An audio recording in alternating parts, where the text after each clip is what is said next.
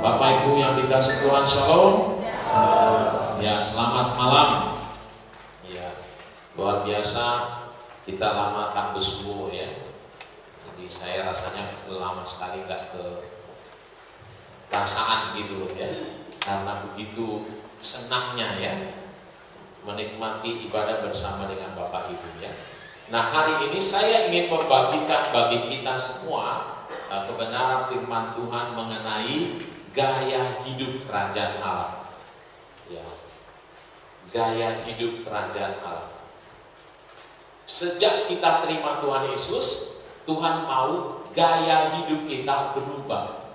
Kita tidak sama lagi, dan banyak ayat Alkitab yang kita baca supaya hidup kita tidak sama dengan orang-orang yang tidak mengenal Allah. Nah, ini kita akan lihat dulu ayatnya dulu ya. Matius 6 ayat 30 sampai 33. Ini ayat yang sering kita dengar ini, terutama ayat 33 ya. Carilah dahulu kerajaan Allah. Nah, kita akan baca dulu saudaraku. Ya, Matius 6 ayat 30 sampai 33. Jadi, jika demikian Allah mendandani rumput di ladang yang hari ini ada dan besok dibuang ke dalam api, tidakkah Ia akan terlebih lagi mendandani kamu, hai orang yang kurang percaya? Ini untuk melihat betapa banyak orang terlalu khawatir dengan apa yang mereka pakai, apa yang nantinya kata orang, sehingga saya lihatnya begini atau apalah gitu. Banyak anak Tuhan, gitu kira-kira, betapa dia khawatir dengan hidupnya. Sampai Tuhan berkata, katanya, rumput di ladang saja didandani Tuhan. Padahal rumput itu tidak terlalu berguna, karena hari ini ada, besok dibuang ke dalam api. Tidakkah, katanya, Ia akan terlebih lagi mendandani kamu, hai orang yang kurang percaya? Sebab itu, janganlah kamu khawatir dan berkata, apakah yang kami makan, apakah yang akan kami minum, apakah yang akan kami pakai? Semua itu dicari bangsa-bangsa yang tidak mengenal Allah. Akan tetapi Bapamu yang di surga tahu bahwa kamu memerlukan semuanya itu. Tetapi carilah dahulu kerajaan Allah dan kebenarannya, maka semuanya itu akan ditambahkan kepadamu. Jadi intinya ini berbicara mengenai gaya hidup setiap kita anak Tuhan, orang yang percaya kepada Tuhan, mestinya berbeda. Tidak sama dengan orang yang tidak mengenal Allah, karena orang yang tidak mengenal Allah, dia didrive, dia didorong oleh keinginan, kebutuhan akan hidupnya sehari-hari. Mereka yang dipikirkannya adalah apa yang saya makan, apa yang saya minum, apa yang saya pakai. Mereka hidupnya begitu.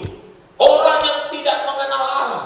Nah, kalau ada anak Tuhan, kerjanya juga cuma mencari makan, minum, pakaian, atau kata lainnya hanya cari uang toh, maka dia sama dengan orang-orang yang tidak mengenal Allah. Tetapi kita ini beda katanya. Beda. Bukannya Tuhan gak mau tahu dengan kebutuhan kita. Bukan. Dia tahu. Dia peduli. Tetapi bagi kita, hidup kita bukan didrive oleh itu, tetapi gaya hidup kita adalah mencari kerajaan Allah. Nanti semua yang engkau butuhkan, yang saya butuhkan, dia penuhi juga. Wow. Ini adalah the best choice sebenarnya untuk hidup, ya kan? Pilihan terbaik adalah mencari kerajaan Allah, karena ternyata semuanya ditambahkan. Gaya hidup yang lebih tepat, yang paling tepat, bukan lebih tepat, yang paling tepat di dunia ini adalah gaya hidup kerajaan. Kenapa? Karena kalau kita cari Tuhan, semuanya kok ditambahkan. Ada banyak pengertian orang dikira kalau kita cinta Tuhan, gak cuan gitu. Kalau dagang gimana kita mau untung? Kalau jujur katanya gitu. Ya, dia pikir semua orang mau dagang kalau mau cuan harus berbohong. Enggak, itu tidak benar. Itu pikiran sejahat. Iblislah yang memberikan pandangan begitu. Kalau kita terlalu cinta akan Tuhan, kau akan jatuh miskin. Enggak, itu tidak benar. Yang benar adalah kalau kita cari Allah, semuanya ditambahkan bagi kita. Amin. Jadi gaya hidup mencari kerajaan Allah atau gaya hidup kerajaan Allah, gaya hidup kerajaan adalah the best choice, pilihan yang terbaik. Ya. Saudaraku, Allah sejak kita menerima kehidupan ini, kehidupan yang baru, Tuhan memakaikan pakaian yang baru kepada kita. Identitas baru. Engkau adalah anakku, anak raja. Hiduplah sebagai anak raja. Hiduplah sebagai warga kerajaan. Kita betul-betul keluar dari kehidupan lama, memiliki kehidupan yang baru. Saudara, ketika Zakheus ketemu sama Yesus, Zakheus terkenal orang yang pelit bedik. Ya, kalau narik pajak 100, bisa-bisa ditarik dia 200. Gak bisa kasih, dombanya diambil. Gak bisa sak putri-putri, anak-anak dari yang ditarik sama dia, dibuatnya jadi hamba. Itulah pemungut cukai. Tapi di hari dia ketemu sama Yesus, dia berubah 180 derajat. Dia berkata, Tuhan, setengah dari hartaku akan kuberikan pada orang miskin. Coba saudara, kira-kira di mana di dunia ini sekarang kita melihat ada orang kaya bertobat, lalu dia berkata kepada Pak Pendetanya, Pak Pendeta, saya mau bertobat, setengah dari hartaku akan kuberikan pada orang miskin. Wow. Lalu satu lagi saudaraku, tidak cukup sampai situ. Dia berkata lagi, sekiranya ada yang kutipu, kubohongin, yang kemarin-kemarin itu akan kukembalikan 4 kali lipat. Dan semua peneliti Alkitab setuju, kalau dia lakukan itu, maka dia langsung bangkrut. Tetapi puji Tuhan, Yesus berkata, wow, engkau sejak hari ini, engkau adalah anak Abraham. Anak Abraham artinya adalah orang-orang yang diberkati oleh Tuhan. Itu sebabnya dia tidak jatuh miskin. Memang saudaraku, banyak penelitian kita berkata, dia bukan langsung pada hari itu langsung membayari orang-orang yang dia tipu. Jadi waktu itu dia ingat siapa yang dia tipu, gitu, baru dia ingat, oh ya orang ini dia kembalikan. Ingat lagi siapa ya lagi, tapi itu butuh waktu.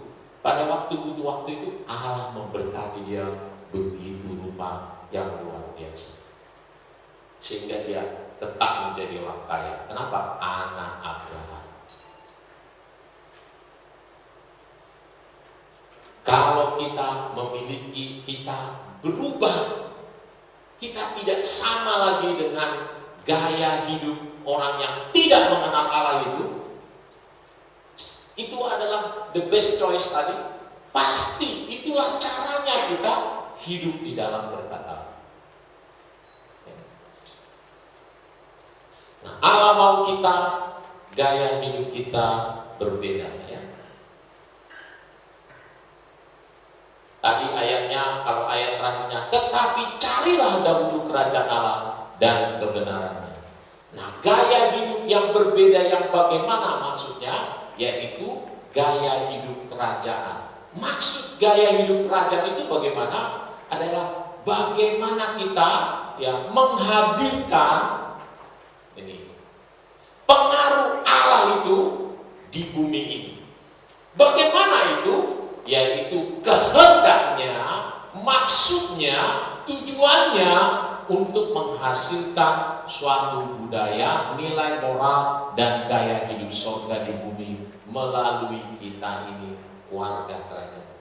Jadi kalau saya mau mencari kerajaan Allah, bukan cari mana ya, cari kerajaan Allah di mana ya, gitu, bukan.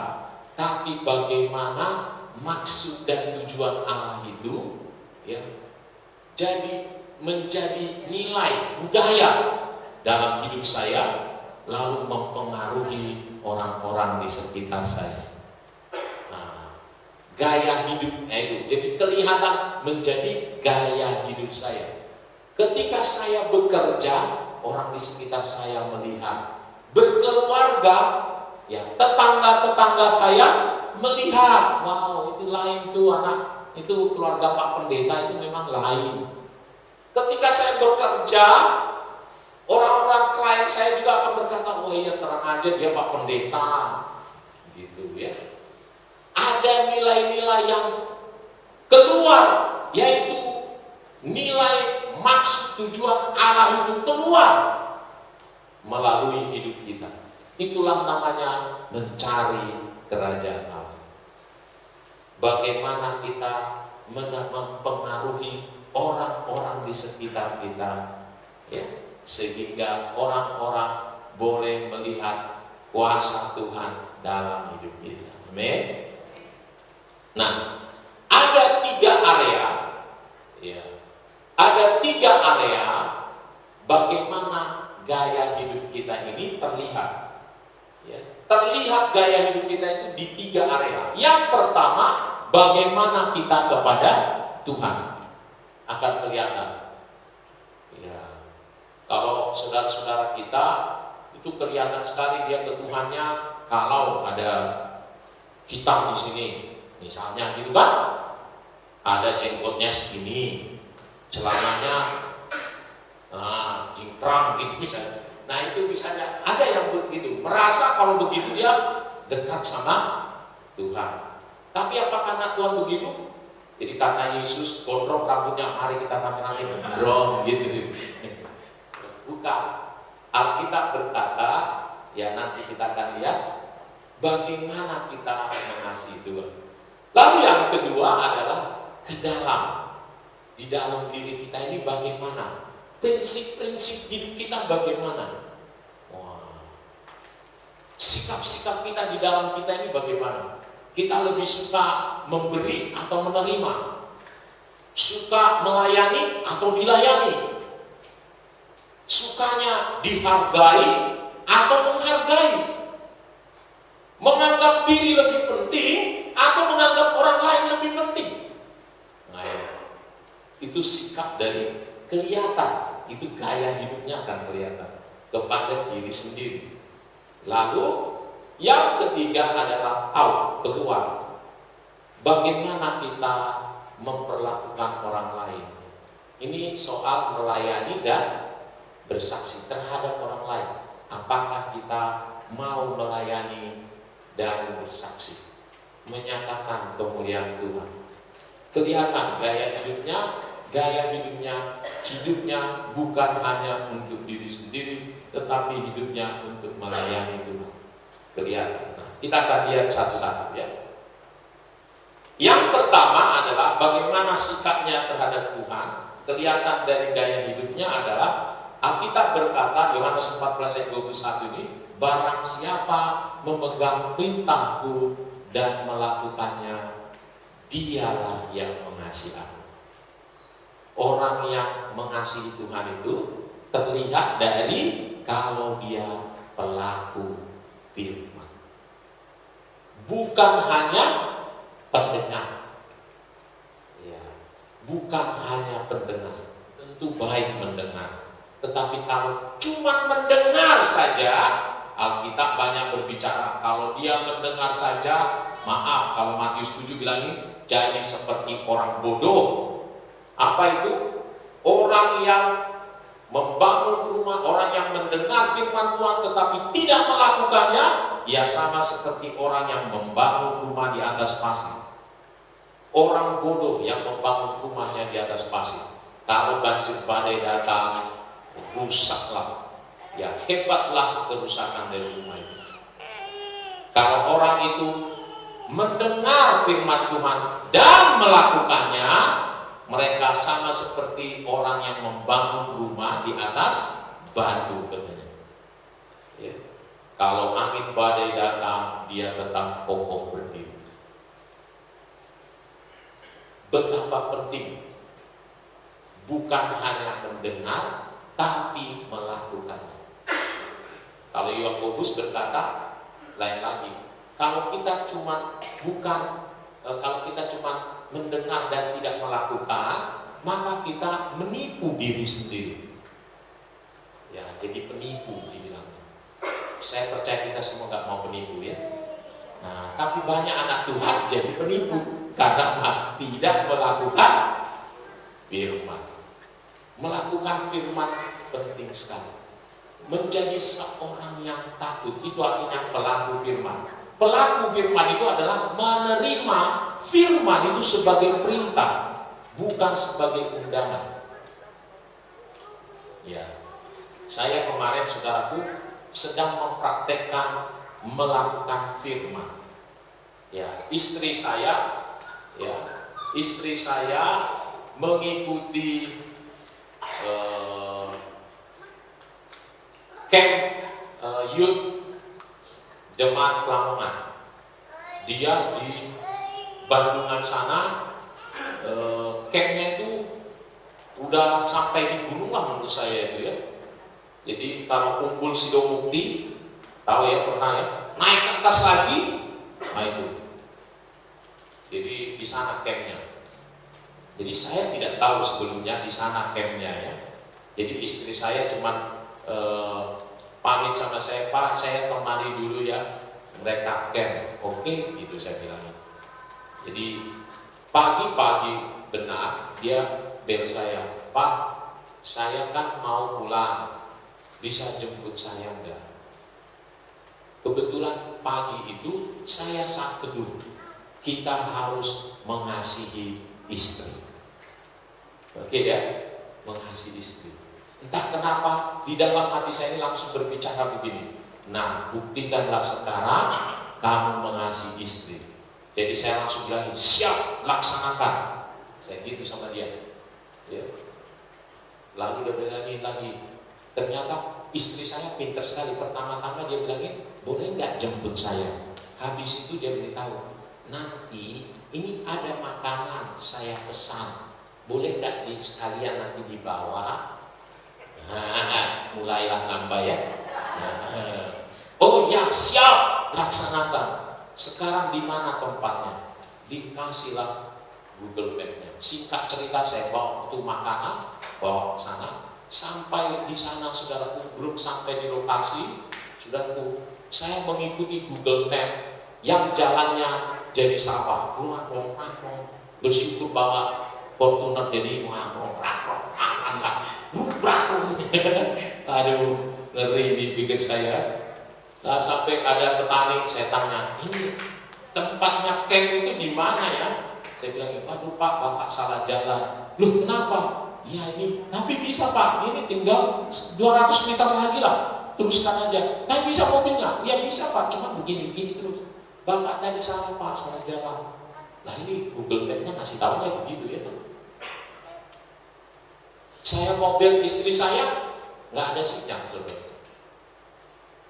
Hampir dalam hati, aduh istri saya ini kenapa sih? Aduh ngasihnya kayak gini, mestinya kasih tahu bahwa jalannya begini gitu ya. Tapi ingat lagi, kasihilah istrimu, hormati dia, siap laksanakan. Akhirnya ketemu, sudah ketemu, tanya lokasinya ya. Lalu saya tanya penjaganya, di mana? Yang camp di mana? Di atas Pak. Jadi saya lihat ada tangga naik ke atas, saya bawa makanan ini berat. Bayangin makanan orang yang camp itu loh. Wah, ada 5 kantong plastik. Wah, semangat menggebu-gebu, prakok naik ke atas, tontonnya salah jalan, sudah di atas sudah ada, loh mana ini, turun lagi sudah tuh, tanya lagi tadi tuh, salah Pak, bukan dari sini jalannya, dari sini Pak, wah naik lagi, sampai di atas, sampai semaput sudah, asli semaput. Ya istri saya, Papi mau sampai puncak, wah, saya pikir, waduh ini perjuangan luar biasa ya, demi patuh pada firman, mengasihi istri. Karena jangan sampai kalau dulu waktu pacaran kan katanya waktu pacaran ya, kita tanya dulu, mau pulang sama saya, nanti saya jemput ya, gak usah Bang, gak usah, enggak saya jemput lah, ya kan? Dia kan mau dijemput, kita yang memaksa jemput, ya kan? Sekarang dia minta jemput, masa kita gak mau? Nah ini kasih, banyak suami istri kan berubah ya. Ini yang pengantin baru, nah hati-hati. Ya dulu, waduh bagus semua kan. Setelah sekarang, gimana makan? Ya dulu enak semua, berdua, sepiring berdua nyaman. Kalau sekarang, mana kok cuma satu? Mulai ya. Nah, tapi berharap enggak ya. Tetap kasihnya terus. Jadi maksud saya, kita harus terima firman Tuhan itu sebagai perintah. Saya memang mungkin seperti berjuang saudara, tapi saya laksanakan. Dan waktu sampai di sana, walaupun sampai semaput, saya bilang Tuhan terima kasih, saya akhirnya berhasil. Ya, saya bilang sama dia, nah istriku, aku berhasil. Gue bilang gitu. Kenapa? Dia kaget. Saya saat teduh harus mengasihi istri. Jadi, aduh, ya Bi, maaf ya Bi katanya, nggak ngomong. Karena kalau saya tahu, kalau saya bilangin, Bi tolong antar makanan, saya langsung pasti Papi pasti protes. Apa panitia nggak siapin begini, nanti saya dipotong katanya. Jadi saya bilangin, Papi boleh nggak saya dijemput? Papi mau. Lalu dia cerita seperti dia. Memang mungkin kalau dia bilangin tolong antar makanan, mungkin dalam hati saya, apa orang ini ya? Betapa ngerinya ya hidup melayani ini. Pak pendetanya disuruh ngantar makanan. Coba ya kan? Kalau mungkin saya protes mungkin memang, tapi dia pintar dan Tuhan siapkan hati saya. Dia sebelumnya udah bilangin kasih istrimu ya. Jadi saya berjuang. Banyak anak Tuhan mengapa sulit sekali melakukan firman Tuhan, karena dia tidak menerima sebagai perintah. Kalau kita terima itu sebagai perintah akan mudah. Gampangannya begini. Ya, ini Pak Dodo kan kerja ya, atau Pak Didik lah. Lalu suatu saat bosnya bilangin begini, Pak Dodo atau Pak Didik, tolong hari Minggu jam 5 sore kita kumpul di restoran A. Kenapa? Kita mau bahas ini begini. Saya jamin Pak Dodo langsung, walaupun dia dapat tugas nanti untuk misalnya apa nih, asar atau apa, dia langsung telepon tuh orang gereja ya kan, sorry aku tidak bisa datang karena apa? Ada pekerjaan, ya kan? Kenapa? Itu sebagai perintah masalahnya. Dia terima sebagai perintah. Tidak perlu ngomel-ngomel itu. Dia langsung, iya Pak. Dia langsung telepon. Saya tolong ya, saya nggak bisa gantikan saya, ya kan? Kenapa? Itu diterima sebagai perintah. Sementara tadi yang melayaninya sebagai bukan perintah, makanya boleh dikerjakan, boleh tidak. Nah itu. Ya, satu kali saya ada dulu staf saya, saudara ya, sekarang nggak kerja sama saya. Dia begini, kerjanya kan mengantar anak-anak pagi-pagi, buka kantor bagian umum gitu ya dia ya. Nah, satu kali pesawat saya yang jam 6 kurang pesawat pertama. Jadi saya bilang sama dia, Pak tolong Bapak datang, karena saya harus jam 5 sampai di bandara, berarti dia di rumah harus sekitar jam 4 gitu. Tolong ya, Saya bilang gitu. Dia datangnya sampai jam 2. Ya, jam 2 datang. Kenapa? Karena dia selalu cuci mobil dulu masalahnya. Baru berangkat ya. Dia cuci mobil di jam 2. Saya waktu bangun jam 4, jam setengah 4, saudaraku. Wah, saya baru tahu dia sudah datang jam 2. Lalu saya pulang dari Jakarta. Di Jakarta saya kasih tahu sama dia, kamu jemput saya di bandara. Ya, saya pesawatnya jam 6, jam 7 di bandara. Lalu tolong, saya gitu sama dia, bawa istrimu ke rumah, minta bantu mbak yang di rumah pulang. Di rumah ada arisan, tolong bantu-bantu. Istrimu tolong ajak ke rumah, kasih tahu. Saya bilang gitu. Jadi dia harus jemput saya di bandara, lalu istrinya dia suruh naik angkot ke rumah saya ya, untuk membantu istri saya karena nggak ada orang. Nah, 3-4 hari sesudahnya saya baru tahu dia semua lakukan. Ternyata malam itu harusnya dia janjian sama istrinya jalan-jalan simpang 5 sama anaknya. Semua dia batalkan. Kenapa? Ada perintah. Dia menganggap perkataan saya itu sebagai perintah. Dia langsung kerjakan. Dia otomatis kerjakan. Dia bisa bilang kepada keluarga, maaf ya, kita batalkan jalan-jalan ke simpang 5. Termasuk kepada anaknya, pengen naik sepeda yang ada lampunya itu.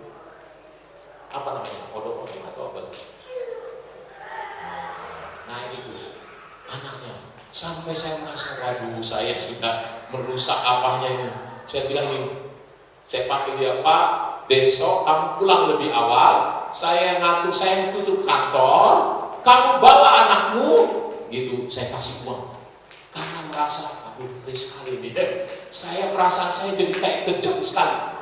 Nah, oh iya Pak, nggak apa-apa kok Pak, nggak apa-apa, udah. Kamu bawa saya kasih. Nah, itulah kalau dianggap sebagai perintah. Sayangnya banyak anak Tuhan menerima firman bukan sebagai perintah, tapi seperti undangan. Boleh dikerjakan, boleh tidak. Kayak terima undangan itu loh, undangan kawinan. Ya sesempatnya, sebisanya, ya kan? Kalau ada waktu ya datang, tapi bukan undangannya mereka ya. Kalau undangannya sana datang semua, kita datang ya. Ini seperti itu kan. Tapi maksudnya umumnya kalau kita terima undangan, kita pasti datang. Kita boleh datang, boleh tidak, iya kan? Iya. Kalau ada yang lebih perlu, kita harus lupakan. Begitulah firman Tuhan, sering kita buat. Akibatnya apa? Nah itu yang buat begini nih. Di sini dibuatin, dan barang siapa mengasihi aku, ia akan dikasih oleh Bapakku, dan aku pun akan mengasihi dia, dan akan menyatakan diriku kepadanya. Mengapa? Mengapa banyak anak Tuhan tidak melihat kuasa Tuhan nyata dalam hidupnya? Karena tidak terlihat kasihnya. Kasih dia kepada Tuhan tidak benar-benar nyata.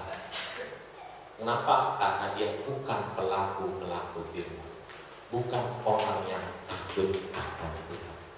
Jadi mulai sekarang mari gaya hidup kita, gaya hidup yang takut akan Tuhan. Kalau dengar firman, selalu lakukan. Amin. Dengar firman Tuhan, oh tuh tadi tuh Tuhan menegur saya harus gayanya begini, saya harus mau melakukan firman Tuhan. Tak boleh lagi tidak menganggapnya ya sesempatnya ya kalau boleh ya. Kadang kan ada yang terima, kita kan masih manusia itu masih belum sempurna ya kan. Seringnya dibuat menjadi alasan sehingga kita kompromi tidak melakukan firman Tuhan. Tidak, jangan sampai begitu. Terima itu sebagai perintah, kerjakan, laksanakan. Suka atau tidak suka, laksanakan. Ya, saya belajar, saudara. Saya harus bilang, ya saya mau melakukan firman Tuhan.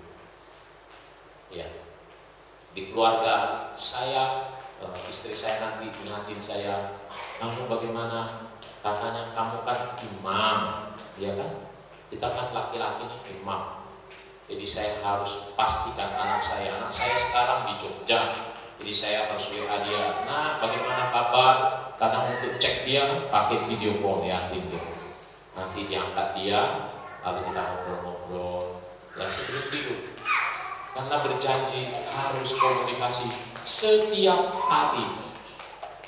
Jadi saya harus lakukan menjadi satu perintah dalam hidup saya. Walaupun kelihatannya kayak sepele, tapi saya harus kerjakan. Ya. Ini yang pertama, menjadi gaya hidup kita, gaya hidup yang takut akan Tuhan. Kalau dengar firman harus dilakukan. Amin. Yang kedua adalah terhadap diri sendiri. Terhadap diri sendiri, Alkitab banyak berbicara gaya hidup kita adalah gaya hidup yang tahu betul siapa dirinya. Dia adalah anak raja. Dia adalah warga kerajaan surga. Dia memiliki segala sesuatu. Itu sebabnya Tuhan mau dia bersukacita, bersyukur. Untuk masalah yang belum kau dapat, berdoa. Allah mau kita bersyukur dan bersukacita senantiasa. Mukanya berseri-seri, hatinya gembira. Allah mau kita gaya hidupnya begitu, bukan gaya hidup kelihatan, waduh, muka muram, sedih, gitu. Ya, udah uang gak ada, muka sedih lagi, apalagi ya kan? Lebih bagus muka gembira meskipun uang gak ada. Halo, benar gak? Ya. Sudah punya masalah, masih muka muram juga. Lebih baik punya masalah tapi hati tetap gembira, sukacita. Nah, memang banyak orang salah ya. Dia pikir kalau dia banyak uang, jadi orang kaya kayaknya lebih enak. Ya, tadi pagi saya khotbah jelasin apa sih orang kaya. Ya, banyak orang pengen kaya karena dikira kaya adalah materi. Ya. Tapi jujur, kalau kita mau tanya, definisi kaya itu apa? Ya. Apa sih orang kaya? Orang kaya adalah orang yang lebih dari cukup katanya. Ya, bisa nggak terima itu? Orang yang lebih dari cukup. Ya. Nah sekarang berarti kan relatif ya. Berarti itu juga tidak berurusan dengan materi. Kenapa? Saya ada kata yang kayaknya minta ampun menurut saya, tapi tetap aja pelit begitu. Ya, biaya polis 20.000 aja, pengen nggak dibayarnya? Gak usah bayar lah ya, biaya polisnya 20.000. Dalam hati aku ampun. Ya, preminya 70 juta, 100 juta, 20.000. Masih berguna buat dia gitu kan. Ada orang begitu. Artinya walaupun uangnya banyak tetap masih kurang. Berarti dia orang miskin. Halo? Ya. Nah, banyak orang kaya karena mengira kaya itu materi, ya, tapi kenyataannya mereka tetaplah kurang. Orang kaya harusnya dia merasa sudah cukup, ya. Nah, karena memang kaya itu bukan soal materi. Sesungguhnya kaya bukan soal materi, itu soal hati. Kalau saya bisa cukup sekarang dengan kondisi saya yang sekarang, saya orang kaya. Amin. Halo? Iya. Banyak orang kaya itu tadi tetap kurang ya kan? Nah, kita, saudara tahu nggak? Kita ini saat kalau kita memahami di dalam Tuhan, kita ini orang yang super kaya. Coba kenapa? Nah, saya kasih buktinya 3 ya. Pertama adalah punya rumahku ada di dalam surga, di tempat suci dan mulia, ya kan?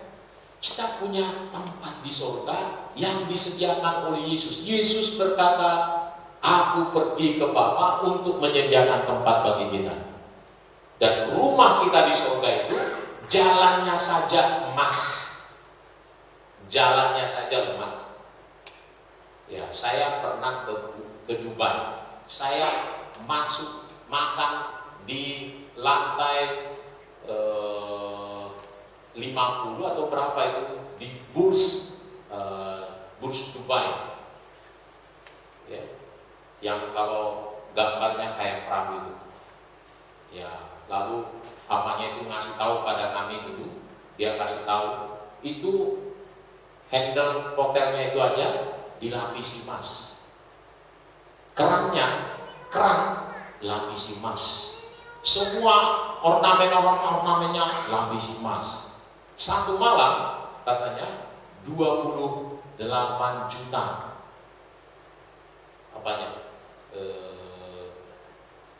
harganya ya, price-nya ya.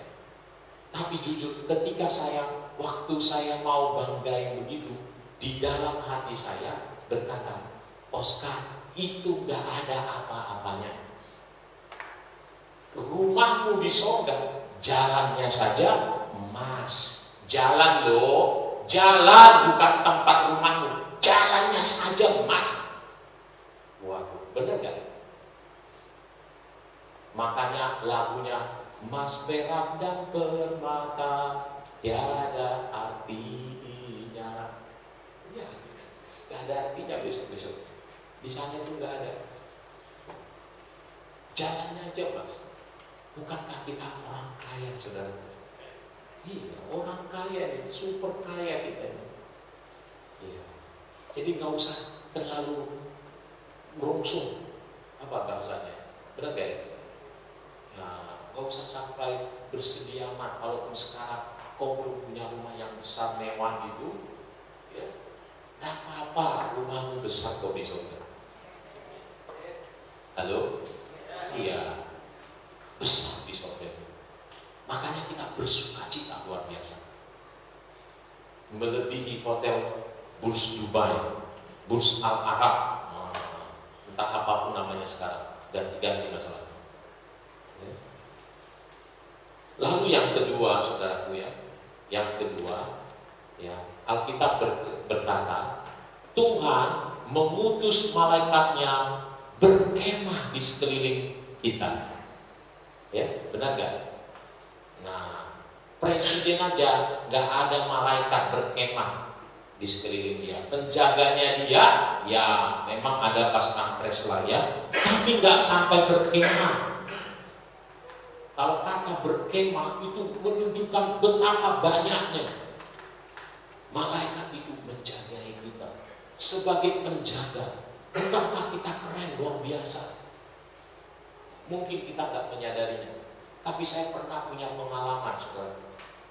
Pengalaman dan itu buat saya menghibur sekali bahwa Allah menjaga saya ternyata luar biasa. Jadi saya punya paman dukun Sakti Mandraguna dari kampung.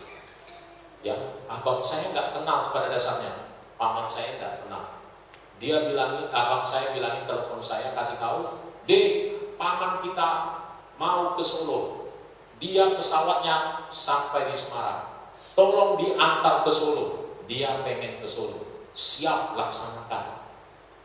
Sampai di bandara ketemu, dia kira-kira yang mana ini? Oh ya, ini mukanya kayaknya mirip lah ini, pas lah ini.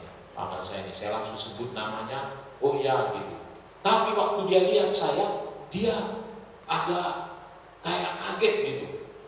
Agak rasa takut dia, gitu ya. Jadi waktu saya ambil tasnya, dia mau, tidak boleh, jangan. Sampai marah sekali dia. Karena saya merasa dia paman saya. Kalau di orang Batak, paman itu raja. Jadi kita harus hormat dia. Ini nggak mau. Jadi ya sudahlah, karena dia udah marah, ya sudah paman pulang gitu, panggilan orang Batak, pulang. Ya sudah, dia mana, mobilmu mana? Saya buka bagasinya, ya, saya mau masukin juga, jangan, baru masuk. Ya. Lalu dia duduk di samping saya, dia langsung tanya, katanya adikmu ada di sini. Oh iya, bilang, tolong telepon dia saja yang ngantar saya. Tolong, sekarang. Jadi lagi mau nyetir mobil dari bandara, saya harus telepon adik saya, bayangkan. Kamu datang ke Permata ya, ini jemput tulang begini. Hari ini, sekarang ya. Aduh, kenapa ya tulang saya dipikir saya? Saya pikir jam 7:05. Ternyata enggak juga ya. Sampai di rumah, turun, mau saya turunin lagi tasnya, enggak mau. Lalu dia turunin sendiri, ya. Saya bilang masuk ke rumah, dia nggak mau. Akhirnya dia taruh tasnya itu di luar rumah. Ya.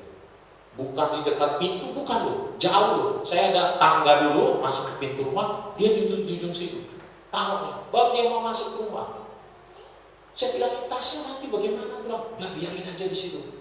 Mana panggil adikmu segera, kan saya biar berangkat. Akhirnya singkat cerita, adik saya datang, dia sudah dibawa. Nah, pulang adik saya baru cerita. Dia bilang begini, itu yang ada di tas itu keris. Jadi itu ada isinya katanya. Jadi waktu dia lihat saya katanya di bandara, itu dia memang bilangin gini, itu abangmu itu benar, itu pendeta. Itu di sampingnya pengawalnya besar sekali. Besar, takut saya katanya. Takut saya katanya. Terus mengawal dia, kemana dia pergi dikawalnya. Itu orang besar. Wah, itu hebat itu kan. Hebat itu dia. Ilmunya luar biasa.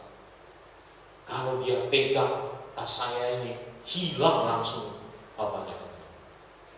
kuasanya hilang.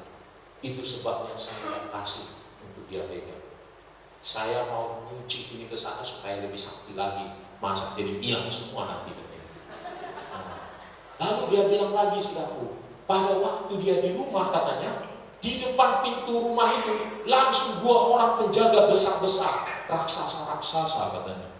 Mungkin dia bilangin gak berapa, ada saya bilangin berapa meter katanya, 3 meter gitu. Ya. Di situ saya langsung teringat firman Tuhan, wah benar sekali, Tuhan mengirimkan malaikatnya menjaga hidup kita. Iya, serius saudara. Saya punya ada karyawan juga saudara. Ya, suka juga dulu suka pekukuran untuk nomor-nomor. Ya, nomor-nomor. Ya. Nah, pernah di kantor saya karena nggak percaya karyawan, dia bilang, saya bisa buktikan, bisa undang Rojaka itu ke sini. Nanti kita kasih kertas, lalu dia tulis katanya nomornya. Wah, kaget juga saya mendengar cerita ini. Nah, satu kali dia ini saya suruh membersihkan kolam. Ya, saya bilang sama dia kan bagian media, saya bilangin, tolong dulu kolam ikan saya di belakang itu sudah lumutan. Tolong bersihkannya. Gitu. Iya Pak. Itu hari Sabtu. Ya, pagi-pagi dia datang, sampai sore saya kembali, dia duduk di pinggir kolam itu, nggak ngerjain apa. Lalu saya tanya dia, kamu kenapa? Ngapain kamu duduk-duduk di sini? Aduh, lega Pak katanya. Lega bagaimana? Dari tadi aku ditarik Pak di sini Pak. Siapa yang tarik? Orang besar Pak. Ini penjaganya Bapak katanya. Mana ya? Nggak ada kok gitu. Ya. Itu malaikat saudaraku. Kenapa? Dia orang nggak benar masalahnya. Dikat sebenarnya. Nggak bisa kamu macam-macam. Makanya kamu. Saya bilangin, waduh, ya itu yang ingat kamu siapa? Orang besar Pak, pokoknya orang besar lah Pak. Gitu dia bilang. Loh kan kamu Pak jago soal hantu-hantu kan tahu gitu. Wah itu beda Pak, alirannya beda. Gitu. Alirannya beda Pak. Coba. Waktu saya bilangin, nah itulah malaikat yang disuruh Tuhan menjagai kami semua. Ayah kayaknya malaikat itu Pak, saya nggak bisa apa-apa. Ngomong pun nggak bisa. Dia mau teriak katanya minta tolong, nggak bisa asli. Jadi dia duduk aja terus di sini. Dari pagi saya berangkat sampai pulang jam 5 sore. Bayangkan saudara, lapar lah dia di sini. Bukan keren nggak kita saudara? Nah, kita ini gitu. Mungkin kita nggak sadari saudara. Tetapi sesungguhnya Tuhan mengirimkan malaikatnya menjaga kamu. Bukankah kita pantas bersuka cita? Kita memiliki penjaga. Allah kita menjagai kita, mengutus para malaikatnya, bahkan berkemah di sekeliling kita. Wow, itu luar biasa. Ya. Kalau di perumahan saya, kebetulan perumahan kami ini satu di Pelopor, ada 2 perumahannya, satu di bawah. Jadi orang yang di bawah selalu bilangin, wah itu rumah-rumah orang kaya itu di sana. Kenapa? Ada satpamnya katanya. Ya, karena ada satpamnya katanya langsung orang kaya ya. Nah itulah. Menurut saya memang kalau ada penjaganya, memang orang-orang yang punya itu. Kita ini penjaganya malaikat. Jadi pantas kita ini bersyukur, bersuka cita senantiasa. Amin. Yang ketiga saudaraku, Alkitab berkata begini, Allah turut bekerja mendatangkan kebaikan bagi kami. Di ayat yang lain lagi, Dia selalu memberi yang terbaik. Yang terbaik. Apapun yang dikasih kepadamu yang terbaik, gak ada duanya itu. Yang terbaik, bukan soal harganya, bukan soal modelnya, bukan soal mereknya, tetapi sesungguhnya itu yang terbaik untukmu. Itu yang terbaik. Kita selalu memiliki segala sesuatu yang terbaik. Ya. Bukankah kalau orang-orang kaya itu menunjukkan semua yang terbaik, ya kan? Kalau mobil, kalau boleh Lamborghini, gitu dia, ya kan? Kenapa? Dia mau katakan ini yang terbaik, Itulah ciri-ciri orang kaya. Bukankah kita juga memiliki segala sesuatu tadi yang terbaik dari Tuhan? Jadi kita ini pantas bersuka cita. Jadi kita harus tampilkan pribadi kita ini. Wow, saya anak raja. Gaya hidup saya bukan orang yang apa gitu saudara. Kita harus menampilkan gaya hidup kita, gaya hidup harga kerajaan. Hidup saya berbeda. Orang-orang harus tahu bahwa saya adalah anak Tuhan.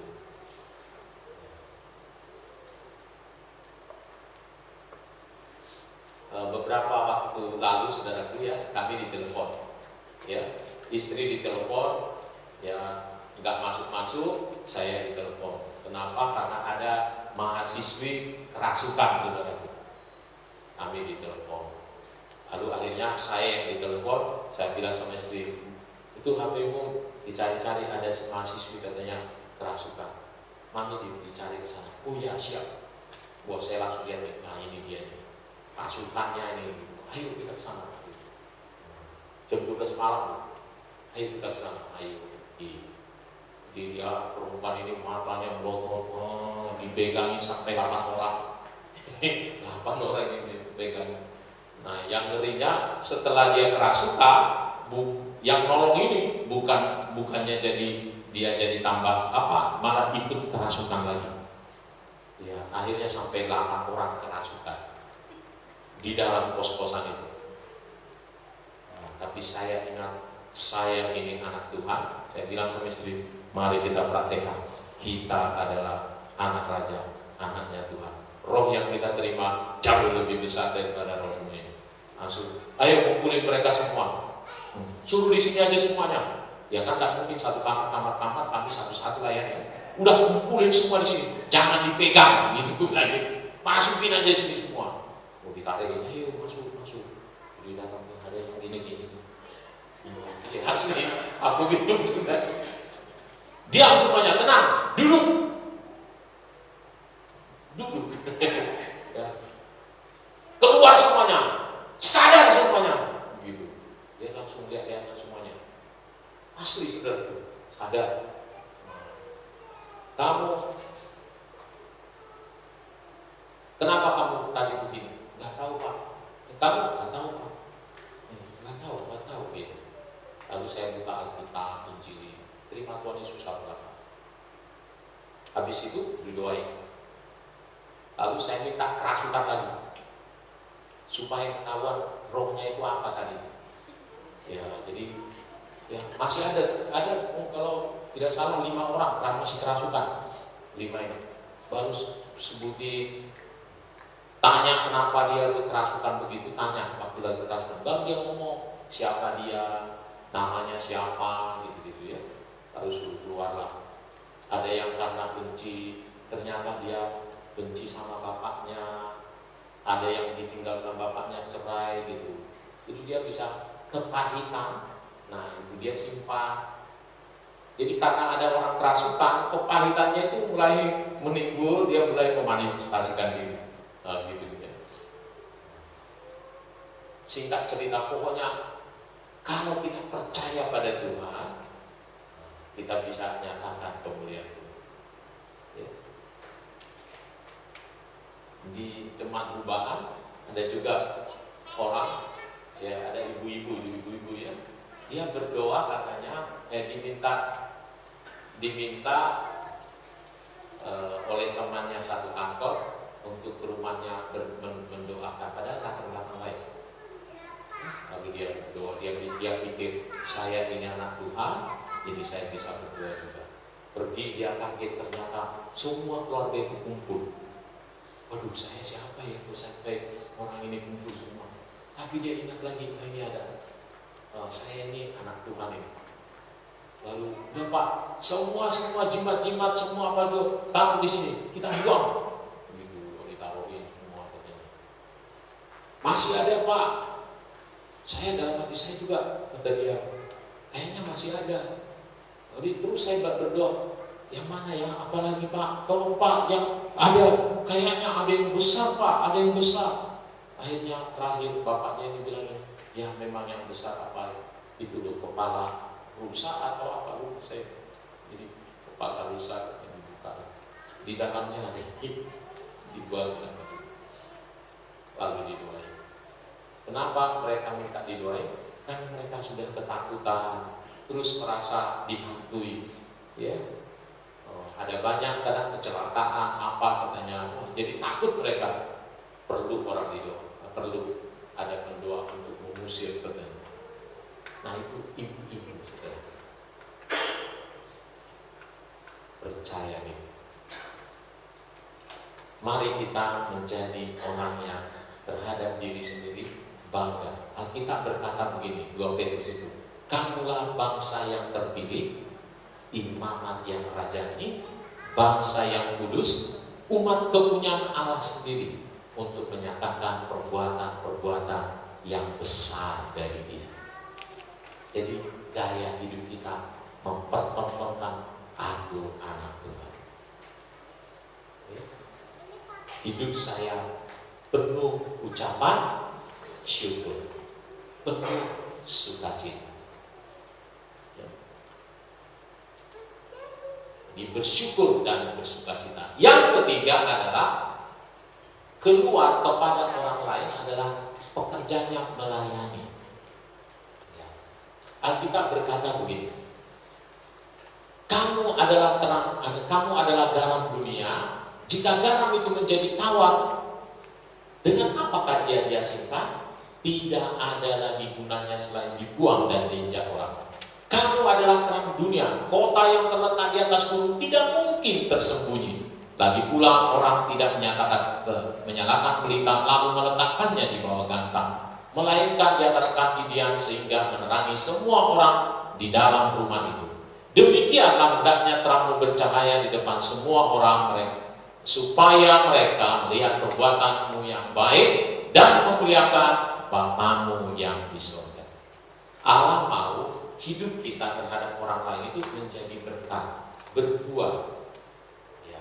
Karena kita ini diciptakan Tuhan sebenarnya untuk bisa berbuah. Seperti pohon, ya, Yang diharapkan dari pohon adalah buahnya. Dan Alkitab berkata, kalau pohon itu tidak berbuah, tidak ada gunanya selain dipotong dan dijadikan kayu bakar. Lalu dia berkata juga di ayat ini, garam kalau dia tidak asin, tidak ada gunanya. Karena tujuan garam itu adalah memberi rasa asin. Kalau tidak asin lagi, tidak ada gunanya selain dibuang dan diinjak orang. Ya, ini saya perlu kasih tahu ini ya. Dulu garam waktu Alkitab kita ini ditulis adalah batu-batu kecil yang diambil dari laut atau laut mati itu. Jadi garam itu adalah batu-batu kecil itu. Kalau dikasih pemasakan, ya garam yang di luarnya itu, nah, itulah menjadi garam. Lalu batunya nanti akan diambil sehingga dia tidak asin lagi. Nah itulah yang dibuang. Makanya Alkitab kita berkata garam kalau tidak asin gak ada gunanya selain dibuang dan diinjak orang. Karena kalau kita garam kita sekarang gak mungkin gak asin ya kan? Gak ada garam yang gak asin. Tapi dulu maksudnya baru gitu waktu tulisannya. Nah, kalau hidup kita, tujuan Allah dalam hidup kita adalah untuk berbagi, berbuah, untuk menjadi garam, menjadi terang. Nah, kalau kita tidak lakukan itu, hidup kita tidak berguna. Kita tidak berguna. Mari kita gaya hidup kita, gaya melayani, berbuat sesuatu, memberikan sesuatu yang berarti bagi orang lain. Kalau di gereja jangan mau hidup kita cuma datang sebagai hanya penonton. Berbuat sesuatu, apa yang bisa saya lakukan? Ya. Saya sering dengar kadang ya jemaat Tuhan ada bukan di sini lah ya, ya di luar sana ini bilangin gini, wah aku tadi itu kebaktian nggak dapat apa-apa, kering. Lagunya apa tuh? Bosan. Ya, saya nggak dapat apa-apa gitu. Ke gereja itu sebenarnya bukan untuk mendapat. Harusnya ke gereja itu memberi.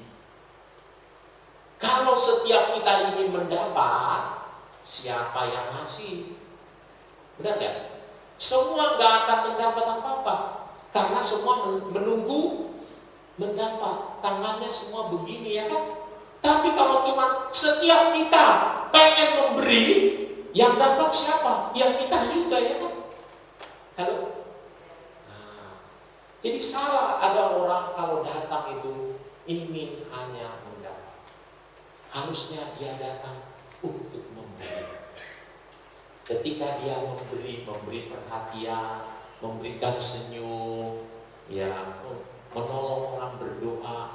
Saya lihat dia mukanya muram, gimana kabarnya? Ya, mungkin cuma kata-kata begitu, tetapi juga itu akan sangat memberi berkat. Ya, penting sekali kita di tempat ini. Mari kita saling memperhatikan. Itulah gaya hidup kerajaan, melayani dan bersaksi. Kasih tahu kepada dia betapa Allah kita Allah yang luar biasa. Ya. Saya bisa berdiri di sini jadi hamba Tuhan hanya karena ada orang yang menceritakan betapa hebatnya Tuhan itu. Walaupun dia tidak kasih apa-apa pada saya, dia hanya berdoa pada saya, tapi saya bisa mengalami kuasa Tuhan yang luar biasa. Mertua saya jadi rajin ke gereja. Ya, tadinya dia berkata, wah saya nggak mau ikut ke gereja. Saya apa artinya ikut tangan itu? Ya. Tapi satu kali, ya, dia ikut ke gereja. Waktu dia ke gereja, lalu Pak Pendetanya waktu salam mau pulang gitu kan, hai ibu, nah, apa kabar? Itu orang tuanya si ini ya, gitu. Oh iya pak, gitu dia. Nah, minggu keduanya dia tidak datang. Minggu ketiga dia datang lagi. Pak Pendetanya bilang, ibu, minggu lalu kok tidak datang? Dia, Dia bilang, wow, saya kaget sekali, saya diperhatikan. Dia tahu saya nggak datang minggu lalu, katanya. Gara-gara itu dia bilang, saya mau bergereja di sini. Bayangkan, dia bisa dilawan Tuhan hanya dengan ucapan begitu. Hanya dengan ucapan begitu. Mari kita memberikan sesuatu pada orang-orang di sekitar kita. Ya. Mari kita menguatkan mereka, meneguhkan mereka. Kita harus bisa menjadi garam, menjadi terang. Ya, sayangnya banyak anak Tuhan terangnya nggak kelihatan. Harusnya nggak mungkin. Anak Tuhan itu pasti kelihatan. Katanya itu sama seperti kota yang di atas gunung, tidak mungkin nggak kelihatan. Nggak mungkin. Itulah status kita. Harusnya tahu hidup kita ini betapa berarti. Mari kita memiliki gaya hidup kerajaan. Amin. Tadi terhadap Tuhan, menjadi pelaku firman. Yang kedua terhadap diri sendiri, seorang yang bersukacita dan bersyukur. Terhadap orang lain, melayani dan bersaksi. Tuhan memberkati. Mari kita berdoa datang kepada Tuhan.